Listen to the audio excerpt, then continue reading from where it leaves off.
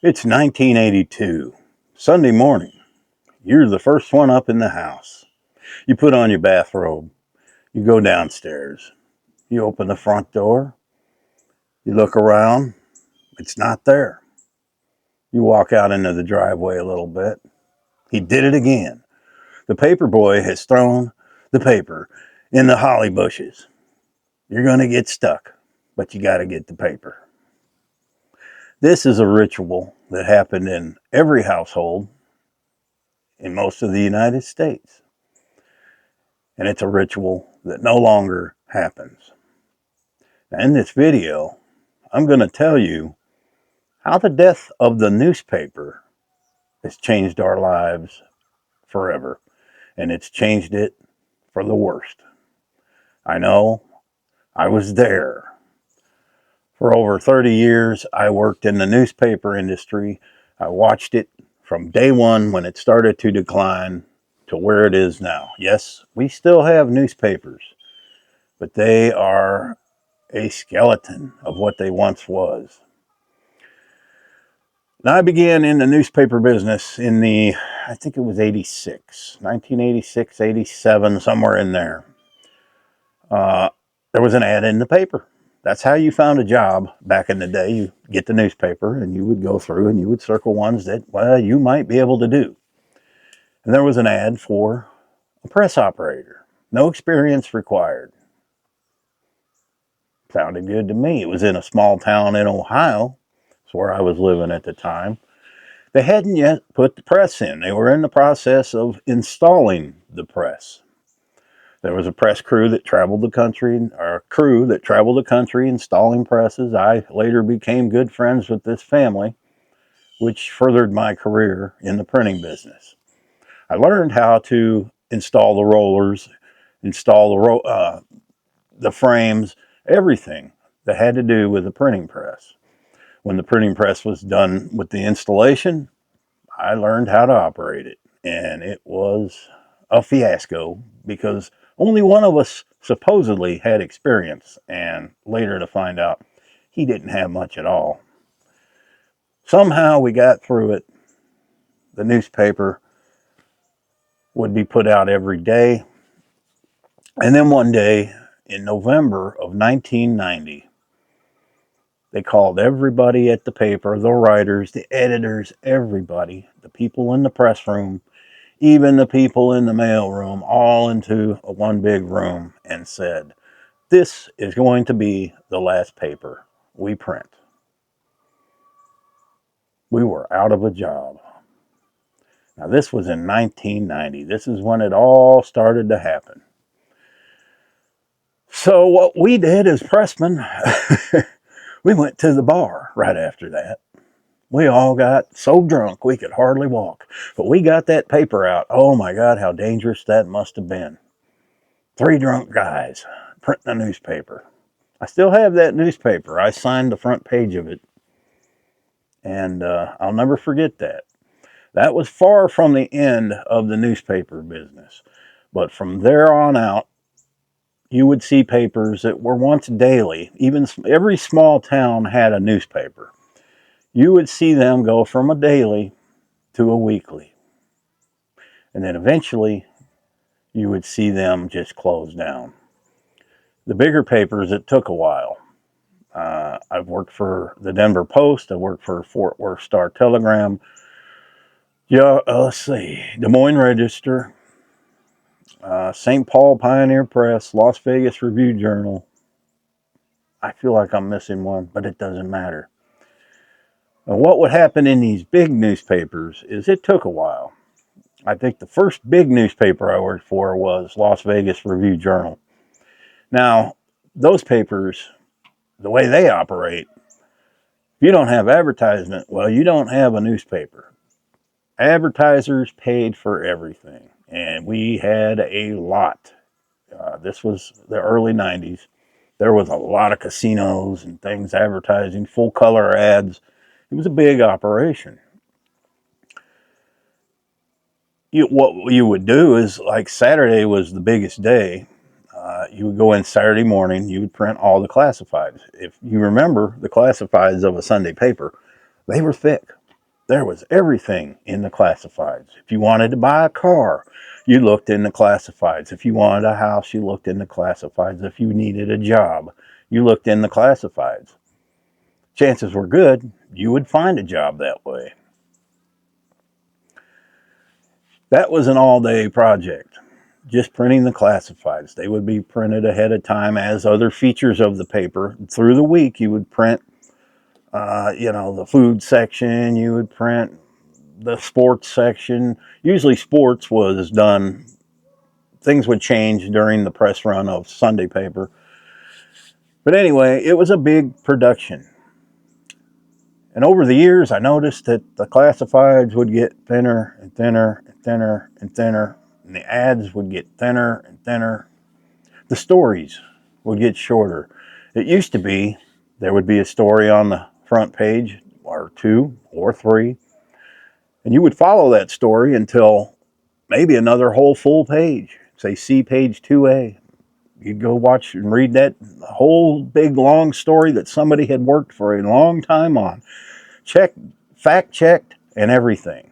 These all had to be approved. You couldn't just put any old story in the newspaper. It had to go through editors. You had to show that it was the truth, and you checked the facts. Well, that ain't happening anymore.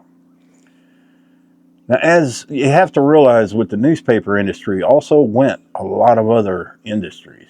You had to have ink, right? You had to have newsprint. Paper wasn't getting made anymore. You had route drivers. You had fleets of trucks at these big papers. It was immense. Like Denver Post, they had a Hertz rental place right there. They had their own office right in our parking lot. That's how many trucks that we had. It was a big operation. It started declining about mid-90s in the bigger newspapers. I witnessed that. You would first notice that in the circulation. The circulation is how many people get the newspaper? How many subscribers do you have? Got tractors going by and all kinds of stuff. And you would see that steadily decline. It never went up. It got to the point where what was happening was these smaller papers were closing down, or they would go to weeklies, and they would combine. You would have one printing plant that would print all these small towns newspapers that used to have their own press. That kept the printing industry going for a while. I worked for many of these printing companies that printed multiple papers. And then eventually you would see those go out. The papers would get thinner. Another thing they did, if you remember in the old days, when you opened a newspaper, that dude was about this wide. They started shrinking the size of the paper, okay, to where it was very, it actually made the paper easier to read. And then they would go to a tabloid form where it was just one page, like the old National Enquirer style paper. That's called a tabloid. Well, they would go to that just to try to save money, because advertisers weren't as plentiful as they once were. So newspapers would find ways to cut things to save money so they could keep their employees. And eventually all these things started failing. You can only cut it so much if you don't have advertisers, if you don't have subscribers. And the industry really, really took a dive in the last 20 years. There are major city newspapers that have went completely under. Newspapers used to all be owned by, big groups. Like the first one I worked for was called Thompson Newspapers. Then you had places like Gannett. I had worked for Gannett. They were part of the reason the newspaper industry died. They were greedy. You had Knight Ridder. That was a fairly decent company. That was St. Paul. They paid good. But you had these big corporations, Scripps Howard, and eventually they would buy up the smaller papers and absorb them and close a lot of them down. Here's how all of this has changed our world. Now, you go to the internet for the news. The stories aren't near as long because they update them constantly. The facts are not checked like they once were. They will just put up a story to get you to look at their newspaper or their news source. This is how the internet has changed us. You would think, well, because the newspapers closed, it changed us? Yes, it did. No longer. You have people working from home doing these stories. You don't have the office where some editor can go over and read the newspaper. You're reading a lot of lies that they can easily correct. If somebody sees something they don't like, they will get in there and change it instantly. There's no credibility to any of these stories anymore. The media has become who I worked for. I had a good career. The media has become a circus. They are liars, they cheat, and they basically steal. They steal from you. They steal your dignity. They just rob us. Nothing I read anymore, I believe, and if there's something that's interesting, I'll read it, and then I go and I do my own fact checking. I've read a lot, I do the carnivore lifestyle. I've read so many stories against carnivore. And then I go and I do my own research and I go right to whoever wrote it first. And sure enough, when I dig up on that person, I know how to do that too. When I dig things up on that person, it always usually ends up that they are a vegan or there's no proof of what they're talking about. They just figured they'd write it and put it out there. Now you also have places like YouTube where a guy like me can get on here and feed you a bunch of crap if that's what I wanted to do. And not all of you would believe it, but there would be enough of you to believe it that maybe would share that and get others believing it. And before you know it, everybody's believing a story that's a bunch of BS. It's how it rolls, man. You drink coffee.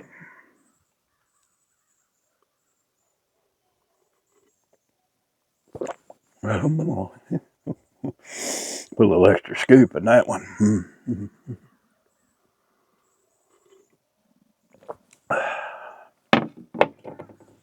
Looks like it might rain, but yeah, it's cloudy over there on the mountain now. Oh, I forgot. I see that just changed it. It was sad to see the industry die because it was fun.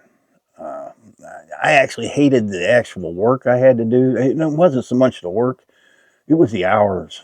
You always had to work nights. If the press broke, something went down, you might be working on something really nasty and for hours, but you knew how to do it. It was a trade. Same with the writers and the editors and everybody. Some of these papers, we all worked together. I would, the smaller ones, if you needed some help, it was nothing that you go into the newsroom and grab a writer, say, hey, come on, man, help me for a minute, and they would do it. Bigger papers now, you wouldn't usually see them. But everybody would work together. I remember, I believe it was Al Gore, and who was he? And Bush, that election. I was working for the Des Moines Register. Now, everybody knows Iowa. That's big politics. And so you better have your facts and everything right. We put 3 different front pages on, and some of them went out onto the trucks because they thought Al Gore won. They went out onto the trucks and started being distributed. We had to call all those trucks back and get all those newspapers, and I saved some of them. Yeah, I saved some of those that says Al Gore won, front page, Des Moines Register. I don't know where they're at, but I got them. And we changed it several times. We were in that, usually at a daily newspaper, a big newspaper, you're out of there by 3 in the morning. We didn't get out of there till 8 the next morning because nobody knew who won. This is when all the election trouble began. It was with Al Gore and George Bush Jr. W. Bush. I don't know who. So you would have situations like that. If a news event occurred during normal, sometimes they would say, stop the presses. That didn't happen very often. It had to be something important, but it would happen. But you knew when you got that paper in the morning, you had the latest and most updated news, and you were fine with that, and you would go on with your day. Now, you see a story on the internet, And you're constantly going back and seeing if it's updated and seeing if it's updated. You don't have to wait until the next day to find out. For some things, maybe that's good. But for most of us, we remember the old ways, and newspapers, you couldn't beat it. Your whole family on Sunday morning would get that newspaper. So first, one of the kids would dig out the comic section, usually in color. They weren't always in color in the beginning. Dig out that comic section. That was another thing that was printed in advance. Your mom would get the features. Okay, your dad would grab the sports page. Everybody had enough to keep them busy, and then when they were done reading it, you'd swap. You'd be in there for hours reading the paper. When you were done with the paper, you'd put it in a stack. The stack might go to line shelves. It might be to start a fire. You could use the old red newspaper. Coupons would be in them newspapers. Mom would be clipping the coupons. Yep. I remember the Radio Shack coupons. You'd get a free flashlight every Sunday.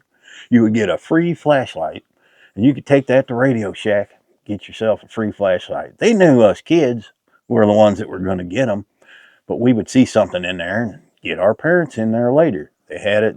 They had a smart idea. Now, another thing they did, see, I used to be a smoker. They used to put coupons in the paper for a free pack of cigarettes. It was usually a crappy brand like Cool or Salem, stuff I didn't smoke. But hey, you get a free pack. But if I ran the press, guess what? There's a lot of waste when you're printing a newspaper. And I would dig them waste stacks out, and I would never pay for cigarettes when they ran them coupons, because I'd have a stack of coupons for a free pack that big. Go to one store, give it to them. Come back the next day, you'd have another one. Go to another store. Go around, stop at 5 stores, you get a carton of cigarettes for free. There were advantages. The paper I worked at in Minnesota had a store called, was it Warehouse Market? We actually had those in Oklahoma too. They would give away a free grocery product every week, a gallon of milk. They would give away a gallon of milk once in a while. I would have milk for days with those coupons. We weren't supposed to do it, but we did it. So there were some cool things. I know they knew it happened, but they, what you gonna do, huh? Get another drink of coffee. But losing newspapers, it's changed our way of life, and you don't even realize it, because now we have all this BS on the internet that people, they don't know whether to believe it or not. And most of the time, we don't believe it, because older people, you can't pull the wool over our eyes as easy as younger people. And what happens when they put out a story on the internet, time it gets changed, even if it is false, by the time they get it to change the story, it's changed into 5 different kinds of stories all over the place. It's posted on Facebook. Oh, they're doing this. And by the time it gets constantly shared, you don't have the facts as they are. So you lose credibility big time. Nothing's the truth anymore. And the media, the modern media, is to blame. It's all lies, guys. Wish we could bring back newspapers, but that's never going to happen. We had newspapers for hundreds of years, and everybody looked forward to getting them, and they're gone for good. Yes, there are still some out there, but they are just pathetic. The classifieds would only be like this. I mean, they're pathetic. What there is now is not worth having. So I kind of just hope they all just go away, and it's one for the memory books. So I hope you enjoyed this. Give it some thought, because think of how newspapers molded our lives back then, and how not having them now has changed things. Thanks for watching. Happy trails. Let me get a drink of this. That deer came back yesterday. It's hanging out and it just watches us. It sees me and it sits there and it just watches us, and and the dogs ran out there and it didn't even run. Didn't even run. I'm gonna have to set some cameras out there and see if I can't get it on camera.